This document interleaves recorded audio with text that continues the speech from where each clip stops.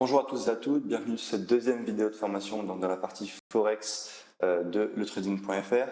Donc on va voir aujourd'hui un petit peu qu'est-ce qu'une tendance, comment repérer une tendance, savoir si on est plutôt dans une phase de marché en range ou en flux. Donc ça va être vraiment le topic du jour. Alors premièrement, qu'est-ce qu'une tendance? Donc on va se baser principalement sur Charles Dow. Donc Charles Dow, c'est qui? C'est un journaliste financier du 19e siècle. Il a créé le Dow Jones et il est l'initiateur de la théorie de Dow qui est encore utilisée aujourd'hui en analyse technique. Donc la théorie de Dow, qu'est-ce que c'est? Alors lorsque les cours effectuent des points hauts de plus en plus hauts, on dit que la tendance est haussière. Et de même, si les cours effectuent des points bas de plus en plus bas, on dit que la tendance est baissière. Donc c'est très basique comme concept et pourtant c'est largement utilisé en trading de nos jours. Donc par exemple, là on voit sur le schéma ci-dessus que voilà, tendance haussière, tendance baissière.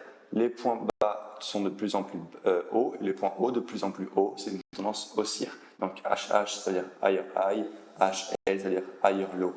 Donc tout simplement, on voit que le graphique évolue de façon haussière. Et de l'autre côté, donc à droite, on voit des lower high et des lower low. Donc les lower low, les plus bas, donc, sont de plus en plus bas et les nouveaux plus hauts sont de plus en plus bas également. Donc la tendance est baissière. On a également un dernier type de tendance qu'on appelle la tendance neutre, qui est la phase intermédiaire entre la tendance haussière et la tendance baissière. Donc ça s'applique également lors de range, mais de façon moins prononcée. Donc pour déterminer une tendance, ça c'est important, notez-le, on dira plus ou moins qu'une tendance long terme, elle s'effectue sur une durée de temps de 3 ans, une tendance moyen terme sur une durée de temps de 6 mois, et une tendance court terme, on va prendre 1 mois pour déterminer la tendance. Donc maintenant, on va voir le comportement de marché. Donc, dans le marché, vous avez en fait que 2 phases qui se répètent. Donc, des impulsions, des corrections. Le reste, c'est rien, c'est des bruits de marché. En fait, il n'y a que 2 phases, c'est très simple. Le travail quotidien d'un trader consiste donc à identifier les mouvements en cours sur plusieurs paires dans différentes unités de temps pour saisir les meilleures opportunités. Donc, en tendance, il est possible de trader lors des phases de correction, mais le risque est plus grand et le potentiel de gain plus réduit. L'amplitude des impulsions est bien supérieure à celle des corrections. Ça, c'est quelque chose qu'il faut noter, c'est que quand vous tradez en impulsion, vous allez avoir des potentiels de trade qui sont bien plus optimisés que lorsque vous tradez lors de correction. Même s'il est possible de trader en correction, comme on vient de dire, personnellement, surtout si vous êtes débutant, je vous conseille de trader seulement lors d'impulsion. Donc en fait, c'est tout simplement anticiper par exemple la cassure d'une figure chartiste. Donc par exemple un biseau, on sait que la cassure d'un biseau va entraîner souvent une chute brusque et rapide de la paire ou de l'actif en question. Donc voilà, ça c'est vraiment ce qu'on appelle une impulsion. Par contre, une correction, c'est par exemple, tout simplement, après une impulsion, le marché va avoir besoin de respirer, de prendre un petit peu de temps avant de créer une deuxième impulsion. Donc il y a des gens qui tradent également dans ces corrections-là, par exemple que ce soit sur un niveau clé. Par exemple, il y a un niveau clé, un niveau important, du coup les gens pensent qu'il va y avoir un retracement, donc les gens anticipent un petit peu ce retracement, et pour quelques points, préfèrent prendre un trade, mais voilà, c'est plus dangereux, moins de potentiel. Donc parenthèse fermée. Ne prendre position que lors des impulsions réduit l'exposition au stress et optimise le ratio de temps-argent. Voilà. Donc également, le deuxième facteur, c'est que voilà, si vous tradez que en impulsion, dans la tendance, du coup, vous avez moins de stress puisque vous avez moins de chances d'avoir un stop loss. Voilà, donc votre condition un petit peu mentale sera optimisée. Donc ici, c'est un schéma en fait qu'on a fait sur impulsion, correction, impulsion, pour visualiser un petit peu, si vous ne savez pas vraiment de quoi je parlais sur ce genre de mouvement, dans le marché, c'est à peu près ça que vous allez voir. Donc ça ne sera pas aussi clean que ça, parce que voilà, forcément c'est un schéma, mais c'est vraiment, on retrouve ce genre de configuration assez souvent. Donc repérer et identifier un mouvement demande de l'expérience et un timing précis. Les phases d'impulsion sont en général bien plus courtes que les corrections et comptabilisent un nombre de pips beaucoup plus important.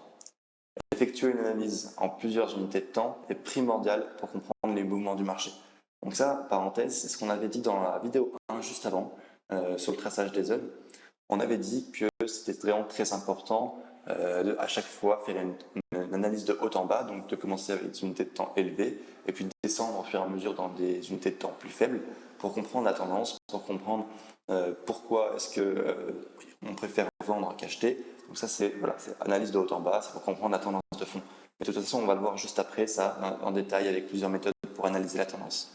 Voilà, donc fermeture de la parenthèse, c'était juste pour expliquer voilà, qu'il est important de à chaque fois prendre du recul sur son trade.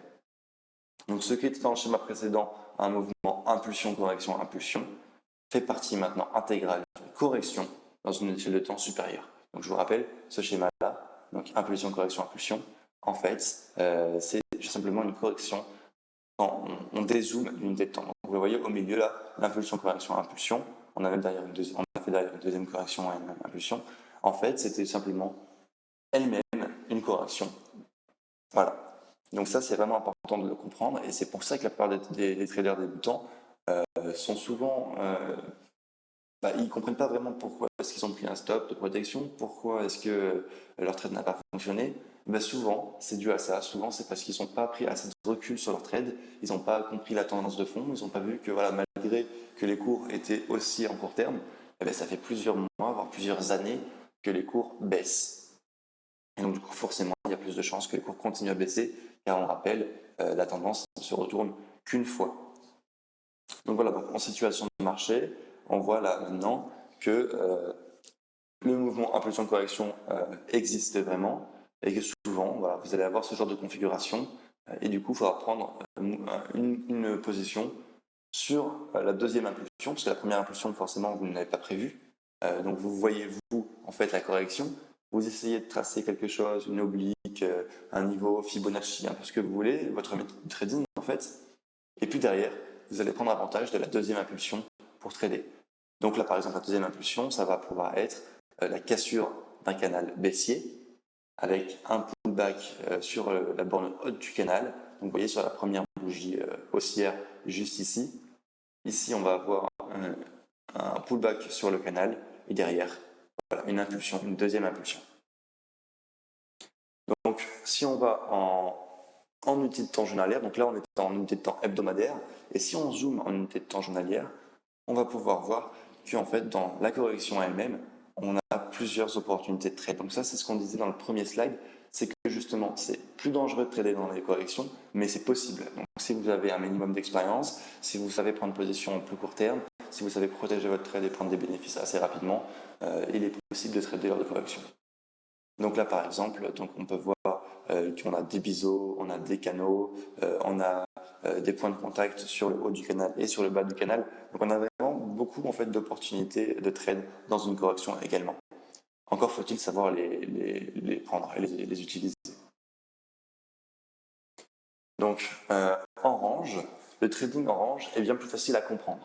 Même si en général, les positions comptabilisent moins de pips qu'en tendance, il est facile de réaliser d'excellentes performances une fois que la borne basse et la borne haute du range sont identifiées. Il suffira simplement de vendre et d'acheter au moindre signal de retournement des cours proche d'une des deux bornes. Attention, un range est temporaire et représente une période d'indécision ou d'essoufflement des cours. Ainsi, il y a de fortes chances qu'une fois cette période terminée, le range soit cassé dans le sens de la tendance précédente. Voilà, parce qu'en fait, un range, c'est pas indéfini. Il peut y avoir des ranges long terme qui vont durer pendant peut-être quelques semaines, quelques mois, mais un range, c'est temporaire. Il faut bien se dire que ça va rester en range indéfiniment et qu'au bout d'un moment, la bande va casser. Mais pendant ce temps-là, vous avez vraiment plein d'opportunités. Il suffit juste de tracer un petit rectangle en haut, un petit rectangle en bas, attendre un signal dans une des deux zones. Et puis voilà, on prend position, on attend la barre de masse, on met peut-être un TP1, une première prise de bénéfice sur un niveau important, donc peut-être vers le milieu du range. Mais encore une fois, voilà, c'est vraiment assez facile de trader en range. Donc il se peut que dans une période de range à long terme, les bornes soient très espacées et qu'une tendance s'installe en unité de temps inférieure. Il suffira alors d'appliquer les méthodes habituelles, obliques, figure chartiste, tout ça, pour tirer profit à la fois de la tendance et du range. Voilà, donc là en fait, sur le graphique pour le coup, c'est pas un graphique en long terme, c'est pas un range long terme, mais c'est juste pour dire que voilà, si vous avez un range long terme, vous savez en fait, grâce à une analyse de haut en bas, que les cours sont quadrillés, que les cours ne peuvent pas, mais ont tendance à rester dans un certain intervalle de prix et ont de grandes chances pour le moment de rester dans cet intervalle de prix. Donc si on approche de la bande haute, on sait qu'on ne va pas chercher des achats, on va plutôt chercher des ventes. Inversement, si on arrive sur la borne basse, on va chercher des achats et non pas des ventes. Par contre, du coup, à l'intérieur de ce range-là, Si on va zoomer, donc par exemple si c'est un range hebdomadaire, on va zoomer en unité de temps journalière, on va zoomer en unité de temps H4 voire H1 pour prendre position, parce que du coup quand par exemple si les cours sont sur la borne basse et se dirigent vers la borne haute, ben, le mouvement va réaliser en fait une tendance en unité de temps plus faible, donc en horaire, en 4 heures, et là vous allez pouvoir utiliser donc des méthodes de trading qu'on va vous voir dans les vidéos suivantes sur comment rentrer en position en tendance. Voilà, donc ici sur le graphique, on voit que du coup on a un range qui est encadré en bleu, et du coup à la cassure de ce range-là, donc dans le sens de la tendance précédente, on a du coup une deuxième impulsion. Donc il faut savoir qu'encore une fois, la tendance ne se retourne une seule fois, et que même si on est sur un niveau important et qu'on peut anticiper un retournement de tendance, généralement, quand la tendance est établie, bah, le range va casser dans le sens de la tendance précédente. Donc on voit que les cours sont arrivés par le bas dans le range, ça a formé un range, donc une période d'hésitation des cours, et puis derrière, bah, le range il a cassé par le haut, donc il a continué cette tendance. Maintenant, on va voir un petit peu plusieurs outils pour déterminer le sens d'une tendance. Donc premièrement, on peut déterminer la tendance avec Fibonacci, donc avec les retracements de Fibonacci. Donc la première chose à faire quand vous arrivez sur les graphiques, vous regardez du coup encore une fois la théorie de dos. Donc, quels sont les mouvements des prix? Donc est-ce qu'il y a des plus hauts de plus en plus haut? Est-ce qu'il y a des plus bas de plus en plus bas? Ou est-ce que les cours ils se font en range? Donc ils fluctuent entre deux bornes. Puis après, vous allez voir à partir de quel prix la tendance changera de sens. Donc ça, on va utiliser Fibonacci et on va voir du coup première chose en mensuel, donc en tendance long terme, donc sur les 3 dernières années. À partir de quand est-ce qu'on va pouvoir dire que la tendance passe par exemple de haussière à neutre ou de baissière à neutre ou de neutre à haussière, etc. Donc pour le coup, tant qu'on ne passe pas au-dessus des 50% de retracement de Fibonacci, on va rester en tendance haussière ou baissière. Donc là pour le coup, je vous ai mis ce graphique là. Donc là ça va être en tendance haussière. Donc tant qu'on ne passe pas en fait au-dessus des 50%, tant que les 50% ne sont pas cassés, on va rester en tendance baissière. Donc là, on a mis les 100% en haut, les 0% en bas, et on a mis les 50%, ils sont encadrés en bleu. Pour l'instant, les 50% n'ont pas été cassés. Si les cours viennent retaper plus ou moins les 0,87, bah, la tendance à ce moment-là passera non pas haussière, attention, c'était trois tendances, tendance haussière, tendance baissière et tendance neutre. Donc elle ne passera pas haussière, mais elle passera neutre si elle casse les 50%. Pour l'instant, rien à signaler, la tendance est encore baissière. Donc en hebdomadaire, donc la tendance moyen terme sur les 6 derniers mois, on va faire la même chose, donc 50% de Fibonacci, pour déterminer si oui ou non la tendance est baissière en moyen terme. Donc ici, les 50% n'ont pas été cassés, donc nous sommes bien en tendance baissière. Si les 50% ont été cassés, la tendance aurait été neutre et non pas haussière. Voilà, donc on voit en moyen terme, les 50% sont cassés. Voilà, on a mis le 0% en haut, les 100% en bas encore une fois, sauf que en moyen terme, 50% ça a été cassé. Donc les 50% sont cassés, donc la tendance est neutre. Elle passera haussière si la zone de résistance verte est cassée et baissière si la zone de support rouge est cassée. Donc là, on sait que la tendance moyen terme est neutre et que la tendance long terme est baissière. Donc on a plus de chances logiquement de casser la tendance par le bas. Parce que voilà, dans le sens de la tendance précédente, on a plus de chances que les cours viennent casser le rectangle rouge. Donc si ça casse le rectangle rouge, on repasse baissier. Par contre, si ça casse par le haut le rectangle vert, on va installer une tendance moyen terme haussière. Voilà, donc on aura du coup une tendance long terme baissière, une tendance moyen terme haussière. Donc pour rappel, on essaye toujours de favoriser les trades dans le sens de la tendance globale. Donc les cours ont plus de chances de poursuivre la tendance que de se retourner. Et du coup, dernière chose en journalier, la tendance court terme, donc sur le dernier mois.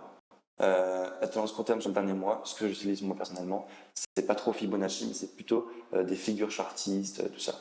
Donc on peut également utiliser des figures chartistes, comme ici un biseau baissier. Tant qu'il ne casse pas par le haut, la tendance reste baissière à court terme. Par contre, si le biseau casse, on pourrait assister à un retournement de tendance court terme, voire du coup si derrière ça continue, moyen terme. Voilà, donc là pour l'instant, en court terme, on voit que les cours respectent bien le biseau, que les prix réagissent bien sur ce niveau-là. Voilà, donc pour l'instant on reste baissier. Si par contre le biseau casse par le haut, eh ben, on va, pour moi, entamer un petit retournement de tendance. Donc pour moi, il n'y a pas besoin d'utiliser Fibonacci en fait en court terme. C'est plutôt juste pour le long terme et le moyen terme. Donc, deuxième outil, l'outil que j'utilise le plus dans mon trading au quotidien, que ce soit pour rentrer en position que pour déterminer la tendance, c'est les moyennes mobiles. Donc en données mensuelles, première chose, les moyennes mobiles peuvent être extrêmement utiles quand une paire de devises s'effondre, ou d'ailleurs monte de façon très rapide. Elles permettent de repérer en quelque sorte si les cours sont toujours en tendance forte ou si elles s'essoufflent. Les moyennes mobiles servent de rempart et les prix ont de grandes difficultés à les traverser. En unité de temps plus faible, on pourrait penser que la tendance se retourne, mais ce ne sont que des consolidations. Donc là, on va voir un graphique. Les unités de temps larges donnent une idée globale quant à la direction des prix, et même si elles ne servent pas à prendre la décision d'ouvrir un trade, elles doivent toujours être prises en compte. Donc premièrement, on a en haut un range encadré par un rectangle bleu. Les moyennes mobiles vont se croiser tout au long de la consolidation, et puis après, juste après la cassure. Pardon. Ensuite, on va avoir du coup une baisse des cours, une réaction sur un niveau clé des 3,90. Les moyennes mobiles vont se rapprocher, mais pas se croiser. Donc les cours effectuent une consolidation, mais la tendance n'est pas terminée. Et tant que les moyennes mobiles ne se croisent pas, on reste en tendance baissière et les cours ont plus de chances de continuer leur baisse que de monter. Ensuite, les prix viennent tester la moyenne mobile exponentielle 8 périodes, donc sur les 8 dernières bougies, la traversent, donc sur la bougie rouge, mais sont immédiatement rejetés. Donc la moyenne mobile exponentielle va agir comme résistance. Voilà, donc vous voyez la bougie rouge, les cours viennent tester la moyenne mobile, et derrière, échec. Donc les cours continuent encore à descendre. Les moyennes mobiles sont toujours dirigés vers le bas et n'ont toujours pas croisé. Le prix réagit enfin donc, sur le support majeur des 0,70 en formant un tweezer, donc un potentiel retournement de tendance, parce que voilà, c'est une figure de retournement de tendance comme on a vu dans le chapitre des bases. Et derrière, on voit que derrière ce niveau, on a une consolidation, donc on n'a toujours pas un retournement de tendance, on a une consolidation, mais derrière, les moyennes mobiles vont croiser. Donc si elles croisent, voilà, on va arrêter de chercher pour l'instant des ventes sur cet actif, sauf si derrière on repère par exemple un canal. Donc, par exemple, si on voit un canal haussier, on va se dire que juste avant on a eu une impulsion baissière, là on a une correction avec un canal haussier, donc s'il casse par le bas, ce canal, ça risque d'entraîner un fort flux baissier. Donc du coup, qui dit fort flux baissier dit les moyennes mobiles qui vont croiser par le bas. Donc en long terme, tant que les moyennes mobiles n'ont pas croisé, vous savez que la tendance reste haussière ou baissière. Maintenant, en hebdomadaire, le graphique suivant, donc on va voir juste après, en données hebdomadaires, confirme ce que l'on voyait en mensuel. La tendance est fortement baissière, les moyennes mobiles jouent bien leur rôle de résistance. Une chute comme celle-ci, donc plus de 2000 points, n'est pas rare, mais les prix ne peuvent pas baisser sans fin. Ici, ayant atteint le niveau des 0,70, qui est un support très important, une réaction acheteuse est fortement envisageable, donc au moins à court terme. Cela aurait pour conséquence un retournement de tendance à court terme, qui pourrait entraîner un croisement haussier des moyennes mobiles en unité de temps hebdomadaire. Donc là, le graphique, donc encore une fois, on voit donc en bleu le range du début, le croisement des moyennes mobiles. La moyenne mobile, donc cette période, c'est la moyenne mobile bleue, qui fait très fortement office de résistance. En fait, vous voyez là les bougies ne cassent pas cette moyenne mobile. À chaque fois, ils font échec dessus. C'est pas pour rien. C'est que voilà, c'est une très forte résistance. Les cours en plus sont en tendance, en flux baissier. Donc on a une formation à nouveau lower high. Donc là encore une fois théorie de dos. On voit les petites bougies vertes, ça fait des nouveaux lower high. Et derrière, les nouveaux lower low, ils sont encore plus bas. Donc théorie de dos, tendance baissière.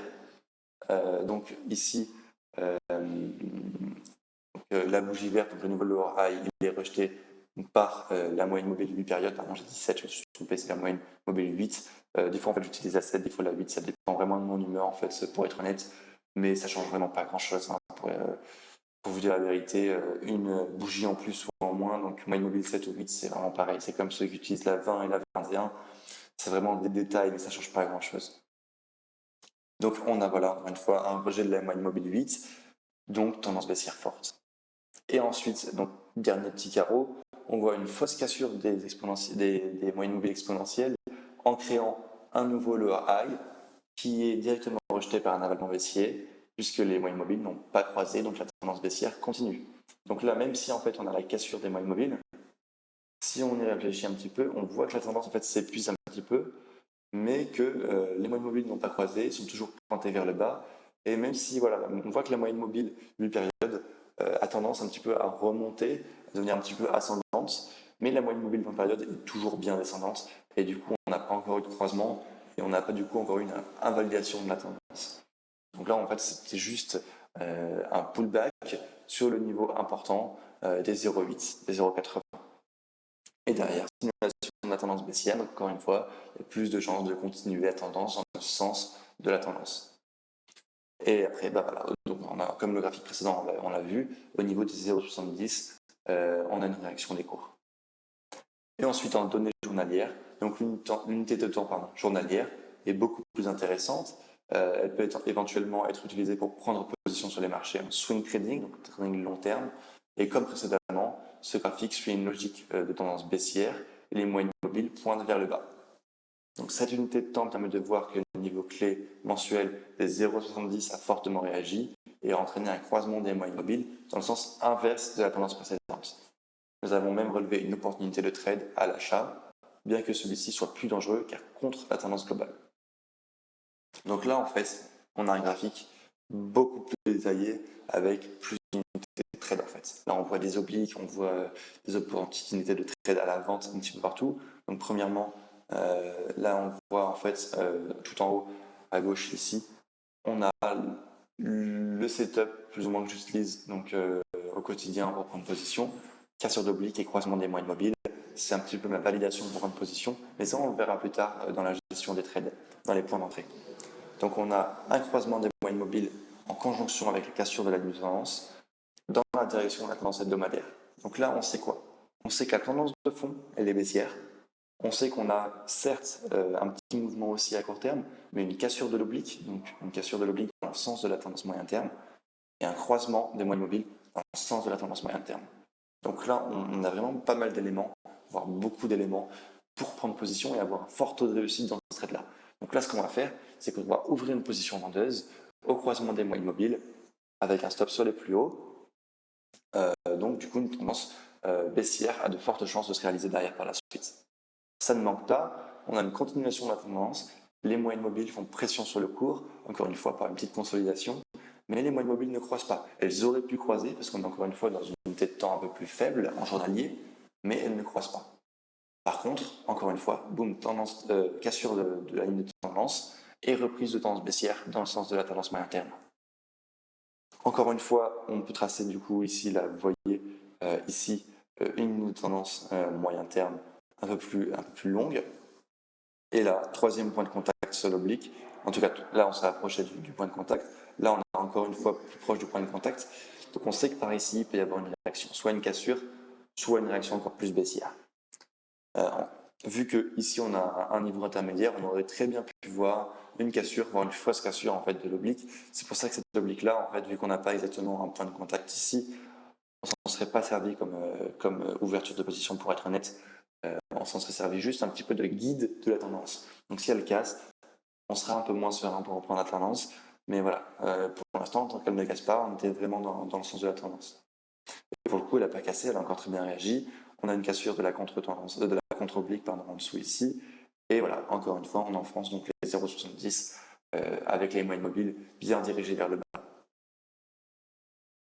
Et ensuite, dernièrement, on a un nouveau croisement des moyennes mobiles, fin de la tendance baissière, en tout cas en unité de temps courte, donc journalière, avec ici le croisement haussier sur le niveau des 0,70 qui est un niveau important en long terme.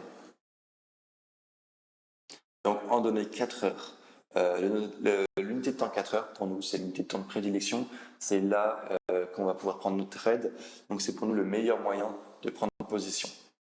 Nous conseillons de conduire vos analyses dans cette unité de temps, puisqu'elle permet d'obtenir une idée précise de la direction future des prix, sans pour autant être faussé par les bruits de marché.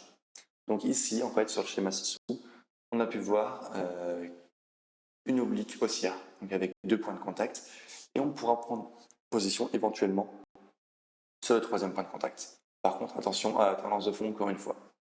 Donc, les rappels, c'est tout simplement une mécanique d'esprit à adopter afin de maximiser ses chances de réussite sur un trade. Donc le fait de regarder les moyennes mobiles dans une temps longue et puis de dézoomer plus ou moins à chaque fois. Il faut faire attention à la tendance globale. Donc c'est pas parce qu'on a une tendance à court terme qui est baissière que la tendance long terme et moyen terme va être également baissière.